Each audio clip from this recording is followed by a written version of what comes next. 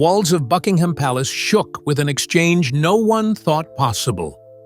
In a private reception, Queen Camilla reportedly delivered a cutting remark to Prince William, questioning his leadership and mocking the legacy of Princess Diana. Witnesses say the prince's expression turned cold as the room fell silent. A silence that would soon signal the end of Camilla's reign inside the palace. Within 48 hours, a secret Council of State meeting was convened, sealed directives were signed, and Camilla's fate was sealed. What began as a verbal slight spiraled into a constitutional earthquake, pitting bloodline against marriage, history against ambition, and leaving one question: how far will William go to protect his mother's legacy? The private reception that sparked a storm. On the evening of July 28, 2025, a small private reception was held inside the White Drawing Room at Buckingham Palace. The gathering was meant to be informal, with only 22 senior aides, select family members, and trusted charity partners present. Prince William was running late, attending a security briefing at Kensington Palace. Queen Camilla arrived early, dressed in emerald green, and immediately began making small talk with guests. But those present say her mood was unusually sharp, with several pointed remarks about how things used to be before William's influence. Midway through the evening, conversation turned to the upcoming 2025 Diana Legacy Gala, which Catherine had been planning for over 9 months. One aide recalls Camilla turning to a group of senior staff and saying, "William thinks he's the heir to Diana's throne of hearts, but he forgets she didn't wear a crown." The remark drew nervous laughter, but the tension was obvious. According to 2 eyewitnesses, Camilla then muttered something about William's fragile ego and photo-op charity work. The moment escalated when a foreign diplomat, seated only 6 feet away, later confirmed to aides that Camilla had said, "Diana's memory is being milked for sympathy." It was a deeply personal barb, especially given William's decades-long effort to protect his mother's image. These comments were whispered among attendees for the next 20 minutes, creating an atmosphere of discomfort before William even arrived. When William finally walked in at 8:43 p.m., he immediately sensed the shift in tone. An aide discreetly leaned in to tell him what had been said. Witnesses say William's expression changed instantly, from relaxed to visibly cold, as he greeted guests with minimal words. His first interaction with Camilla that night was described as chillingly polite and formal to the point of frost. What no one knew then was that this single evening would snowball into the most decisive break between the Prince of Wales and his stepmother. But it wasn't just one insult. It was the culmination of years of strained interactions, public tension, and private power struggles between Camilla and William. Years of tension beneath the surface. The relationship between Prince William and Camilla had always been a delicate one.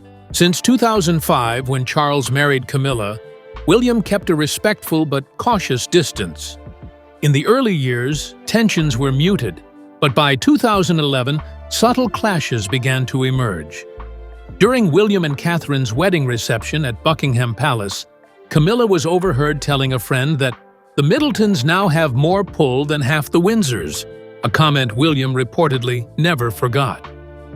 The situation worsened in 2016 during Wimbledon's royal box seating.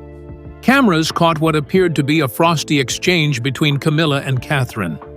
According to palace insiders, Camilla had complained that her seating was less visible than Kate's. William, fiercely protective of his wife's public role, confronted his father privately, asking that such grievances be kept behind closed doors. The request was ignored, and tensions simmered. By 2019, the rift widened. At a garden party, Camilla allegedly told guests that Catherine's appearance was more red carpet than royal. The comment made its way back to William within hours, leading to what one aide called a very curt phone call between stepson and stepmother. That same year, William reportedly vetoed a proposal by Camilla to merge some of her personal charities with the Royal Foundation, citing conflicts of purpose. In 2021, as Charles's health rumors began circulating, William and Camilla's disagreements became more frequent and more pointed. She began pushing for greater involvement in Commonwealth tours, while William resisted, saying she should focus on stability at home. This long pattern of subtle undermining meant that when the July 2025 insult came, it landed with the weight of 2 decades of unresolved resentment. This was not just a single evening's drama. It was the breaking point in a long, calculated buildup of mistrust. And after July 28th, William was no longer willing to ignore it. The next step would take place in private, but its consequences would be anything but. The behind-closed-doors confrontation. 2 days after the reception, on the morning of July 30th, 2025, William requested a private audience with King Charles in the 1844 room. The meeting lasted 1 hour and 40 minutes, with no aides present except Sir Clive Alderton, the King's private secretary. According to leaked accounts, William was direct from the first moment. "This isn't about my feelings. This is about the monarchy's dignity." He laid out the full details of Camilla's remarks and the cumulative damage of her past behavior. Charles reportedly tried to downplay the incident, calling it a misunderstanding, and urging William to focus on unity. But William refused, telling his father, "If you can't protect this family's public face, I will." Those words, according to an aide who later heard the account, left Charles visibly shaken. William emphasized that Catherine's role as Princess of Wales was being publicly undermined, and that such actions were eroding public trust. Later that afternoon, William met Camilla privately in the Blue Drawing Room. The exchange lasted less than 15 minutes. Sources say William entered carrying a folder containing press clippings, transcripts of aide testimony, and a timeline of previous incidents. He informed Camilla that her comments were unacceptable, unbecoming, and incompatible with her position. Camilla reportedly responded with disbelief, accusing William of harboring Diana's grudges and turning the family against her. By the end of that meeting, William made it clear there would be repercussions. Camilla left the room without shaking his hand, slamming the door behind her. That single action, witnessed by a footman, was later described as the moment her palace days were numbered. With emotions running high and the evidence mounting, William was about to take steps no heir had dared to take before. The fallout from this confrontation would move quickly, and the public would soon see just how serious the Prince of Wales was. Catherine's silent but strategic counter-move. While public attention stayed on William's calm appearances, Princess Catherine was quietly working behind the scenes. In the week following the July 30th confrontation, she began compiling a private dossier of incidents where Camilla had undermined her role as Princess of Wales. This included at least 5 separate events dating back to 2022, each documented by aides or video evidence.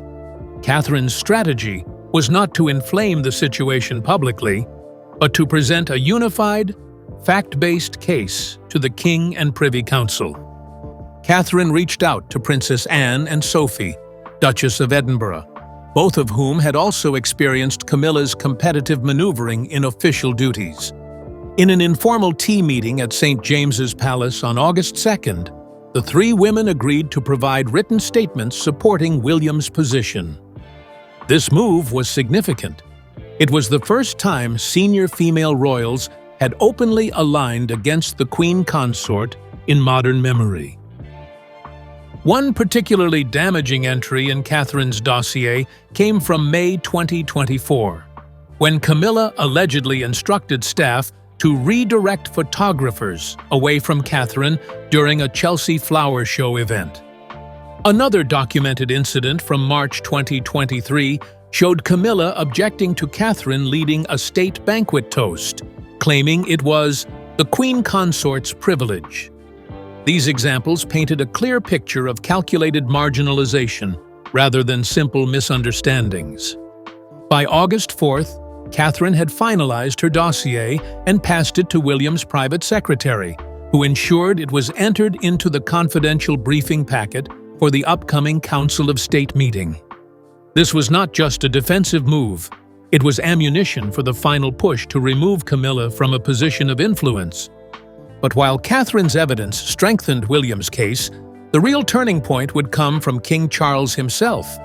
In the days ahead, the monarch would be forced into a corner, and his decision would surprise even those closest to him. King Charles reaches his breaking point. The events of August 5, 2025 began with an emergency briefing at Balmoral, where King Charles had retreated for what aides described as a restorative week. William's secretary arrived by helicopter at 9:15 a.m., carrying the compiled dossier, press monitoring reports, and an outline of possible constitutional steps to limit Camilla's authority. By mid-morning, Charles was in private discussion with Lord Chamberlain Andrew Parker and Archbishop Justin Welby. Charles reportedly spent nearly 3 hours reading through the material before summoning William via secure video link. According to palace insiders, the king admitted the situation had become untenable, but hesitated over the optics of publicly diminishing his wife. William countered firmly, "This isn't about marriage, it's about the crown." That phrase, later repeated in leaked briefings, crystallized the heir's position for the public narrative to come. In the afternoon, Charles privately confronted Camilla at Balmoral. Sources say the Queen Consort defended her remarks as light humor taken out of context. She allegedly told Charles, "If William can't take a joke, how will he take the throne?" The king, visibly shaken, reportedly replied, "This is not about jokes. This is about the monarchy surviving the next generation." It was the last private conversation between the couple before Charles acted. By 7:00 p.m. that evening, Charles signed a restricted royal memorandum temporarily suspending Camilla's participation in upcoming state engagements pending review. While the wording was diplomatic, those inside the palace understood it as the first formal step toward her removal. Now that the king had reluctantly aligned with his son, the machinery of royal governance began to move at unprecedented speed. What followed was an official process wrapped in secrecy, but with consequences that would become impossible to hide. The formal edict and quiet ejection. On the morning of August 7, 2025, the Council of State convened in the Lancaster Room at Buckingham Palace. Present were William, Princess Anne, the Duke of Edinburgh, and 2 senior Privy Councillors. Camilla was not invited. The meeting lasted 95 minutes and ended with a unanimous vote to recommend a restriction of consort privileges under the Royal Household Code. It was the first time such a motion had passed since 1936. That afternoon, William personally delivered the signed edict to the Lord Chamberlain's office. The document authorized the immediate removal of Camilla's personal monogram from palace stationery, the reassignment of her private staff, and the revocation of her direct access to state briefings.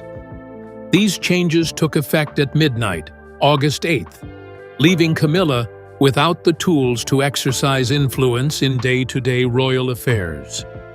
Within 24 hours, her personal effects from the East Wing, including clothing, photographs, and private correspondence, were discreetly packed by staff under the supervision of William's new Chief Household Coordinator. According to one aide, Camilla had not been informed this would happen so quickly. When she returned from a short trip to Ray Mill House on the evening of August 9th, her keycard access had already been deactivated. Those close to the situation say Camilla reacted with disbelief, calling the action premature and unforgivable. But by this point, the decision was final. She was effectively exiled from the operational core of the monarchy, even if the palace maintained outward appearances. The removal was swift, but the story was far from over. In the days that followed, whispers began to reach the press, and public reaction would tip the scales from a private family crisis to an international royal scandal. The leak that rocked the monarchy. On August 10, 2025, the first whispers of Camilla's removal reached the press via an anonymous email sent to 3 royal correspondents. The message contained only 2 sentences but referenced the Council of State decision, sparking frantic calls to palace insiders. By midday, BBC's Nicholas Witchell and ITV's Chris Shipp were running live segments speculating about a significant adjustment to the Queen Consort's role. Although the palace had made no public statement, the air of secrecy only fueled the fire. By 4:00 p.m., hashtags like #CamillaOut and Justice for William were trending across social media, amassing more than 2 million mentions in just 6 hours. Posts included old footage of Diana's 1995 panorama interview, contrasted with clips of William at recent public engagements. Royal watchers began drawing lines between Camilla's rumored insult and the growing narrative of Diana's son defending the crown. Palace communications staff scrambled to draft a holding statement. The version eventually sent to major outlets at 6:15 p.m. read, "Her Majesty the Queen Consort will be taking a period of reflection from public duties." There was no mention of William, the council, or the confrontation, but by then, the omission itself was seen as confirmation. Within minutes, The Guardian ran the headline, "A Palace Without a Queen."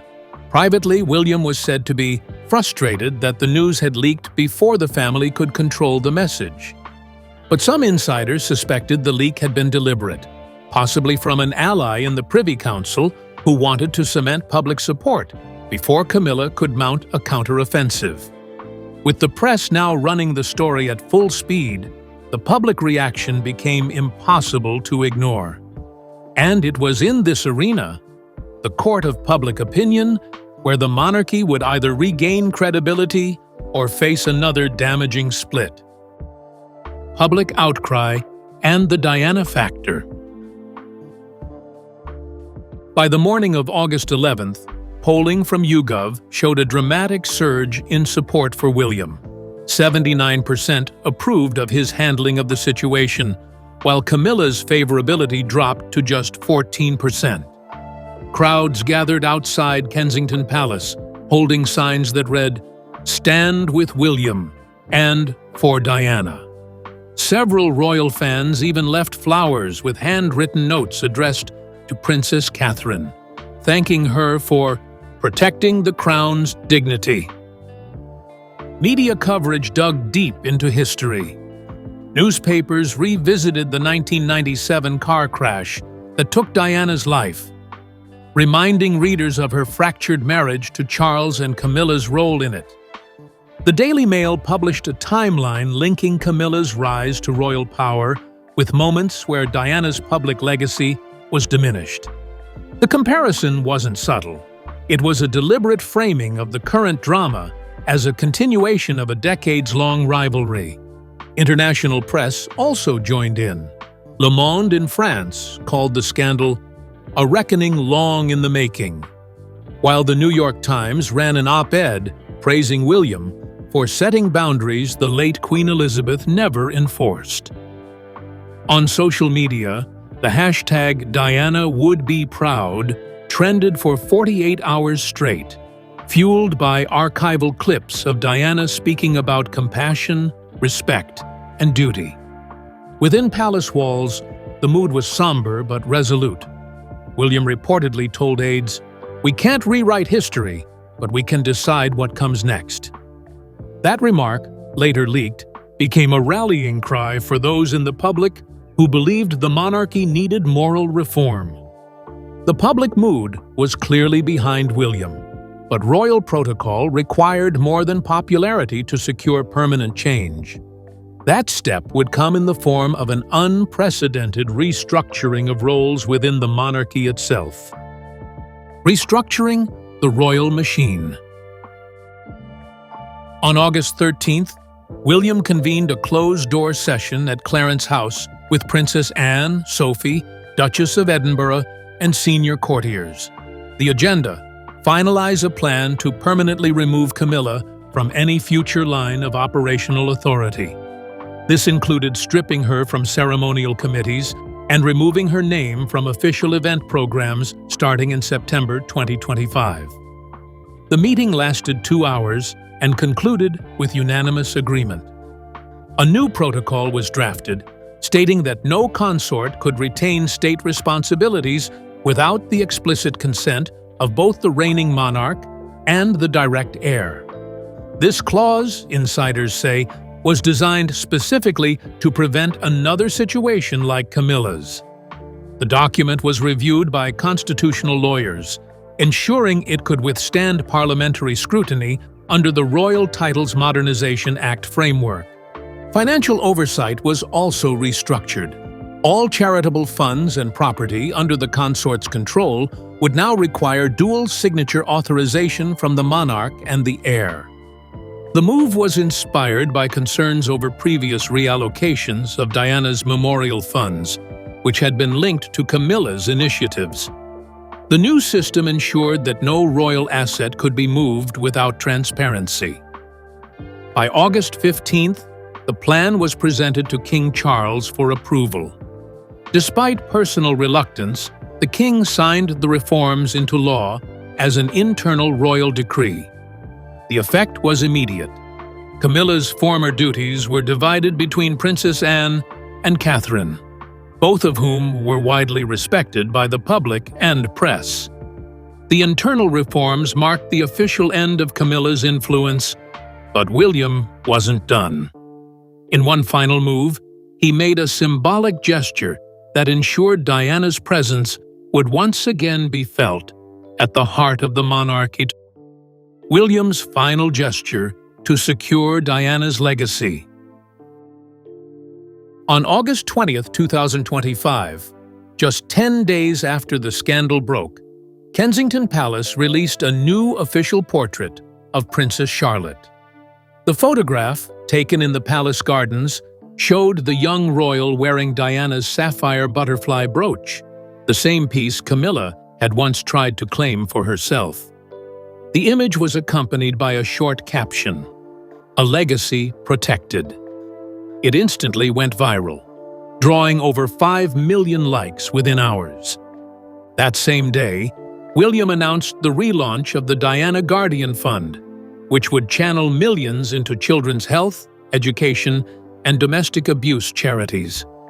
All funds misallocated from Diana's memorial trusts during Camilla's tenure were restored in full. The announcement was made at a press conference where William stood alongside Catherine, George, Charlotte, and Louis, a visual representation of the next generation's unity.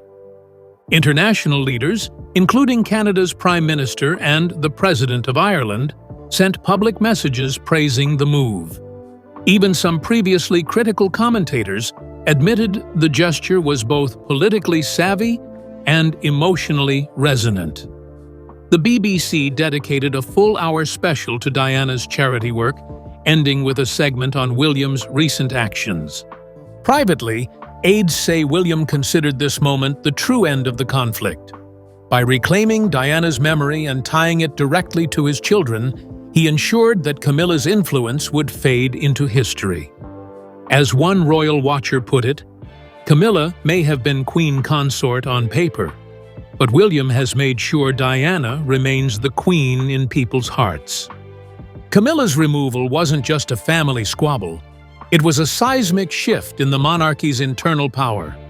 For years, she had maneuvered quietly, building influence in the corridors once ruled by Queen Elizabeth II. But this time, her own words detonated the carefully built facade. By insulting William in the presence of senior aides and invoking Diana's name with contempt, she crossed a line that could not be uncrossed.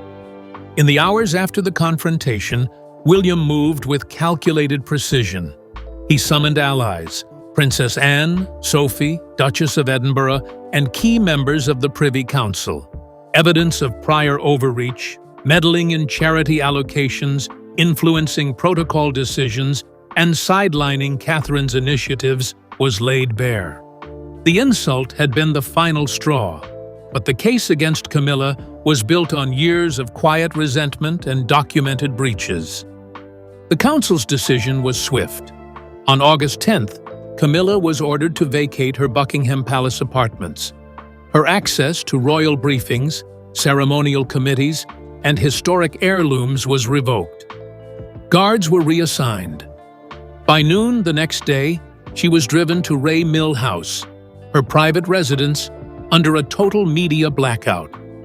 But the silence didn't last. Within hours, the press had the story, and the public sided decisively with William. Public sentiment turned into a wave of support, not just for the Prince of Wales, but for Diana's enduring memory. Hashtags like #Justice for William and #Diana would be proud flooded social media. Analysts noted that this was more than a scandal. It was a generational pivot. With Charles weakened and Camilla exiled, William and Catherine emerged as the true faces of the monarchy, steering it toward a future anchored in public trust. Camilla's departure closes one of the most controversial chapters in modern royal history. But the deeper story is about legacy. William didn't just defend himself, he defended the memory of the woman who shaped his moral compass. And in reclaiming that legacy, he sent a clear message. Titles can be given, power can be taken, but respect for Diana's name is non-negotiable. The palace may have lost a queen consort, but in the eyes of the public, it gained something far greater: its soul.